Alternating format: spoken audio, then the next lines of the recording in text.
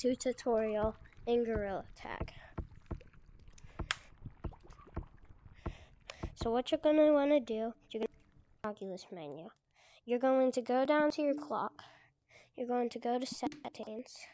And then you're going to go to storage. It's on the left bottom. So what you're going to do next is you're going to scroll down until you find Gorilla Tag. So what you're going to do is you're not going to uninstall. You're going to delete app data. And then you're going to press delete.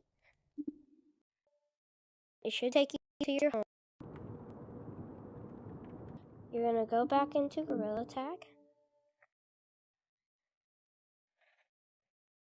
Waiting. And then you press allow if you want to so your mic can talk. So you can use your mic in Gorilla Tag. Alright.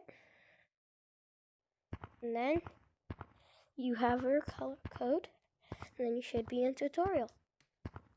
And don't worry, this will keep all your stuff, all your cosmetics, and all your shiny rocks. And look, it's still the same update. And look, it glitches you into it. Happy birthday, dude! And then play up here. So, and that's how to get to tutorial.